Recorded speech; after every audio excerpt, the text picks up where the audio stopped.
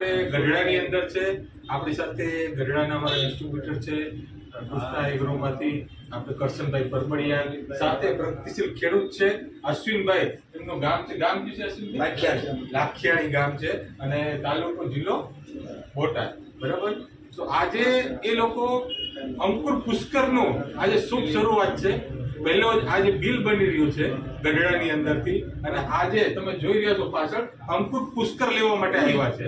એ છેલ્લા કેટલા વર્ષથી તમે વાવેતર કરો છો અંકુર પુષ્કરનું? 3 વર્ષથી. સૌથી પહેલા આપણે 5 પેકેટથી શરૂઆત કરી હતી. ગયા વખતે 250 પેકેટનું વાવેતર કર્યું હતું અને આ વખતે અત્યારે શુભ શરૂઆત મોડી કરે છે એ, બરાબર. અને મને લાગે ગયા વખતે 250 પેકેટ હતા, આ વખતે કેટલા પેકેટ થશે? 300 જેટલા આ વખતે એને અંકુર પુષ્કર જોઈએ છે. તો કેવું લાગ્યું અંકુર પુષ્કર તમને? રેડી છે.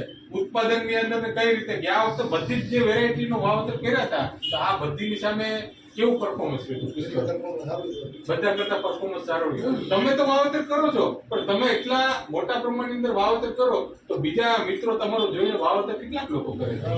ઘણા લોકો કરે. મિત્રો તમે જોઈ રહ્યા છો અત્યારે આપણી સાથે બીજા એમના ગામના મિત્રો આજે પુષ્કર લેવા માટે આવેલા છે. તમે અહીં જોઈ શકો છો. તમારું નામ શું છે?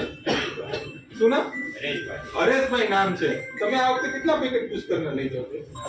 17 પેકેટ લઈ જાઓ. તમે, તમારું નામ શું? વિનુભાઈ. બીજા વિનુભાઈ છે. તમે કેટલા પેકેટ લઈ જાઓ છો પુષ્કરના?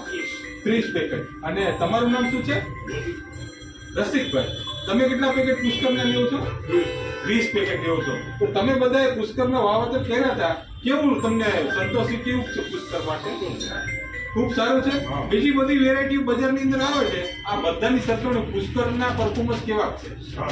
ઉત્પાદનની અંદર કેવું છે? રોગ જીવાતમાં કેવું છે? બહુ ઓછા આવે છે. તો મિત્રો તમે પણ આ વખતે શુભ શરૂઆત થઈ ગઈ છે અંકુર પુષ્કરની. તમે બધા પણ અગર તમને પણ મળી જાય અંકુર પુષ્કર તો જરૂરથી વાવેતર કરવું જોઈએ અંકુર પુષ્કર. તો તમે બધા મિત્રો પણ જરૂરથી પુષ્કરનું વાવેતર કરજો. ખૂબ ખૂબ આભાર.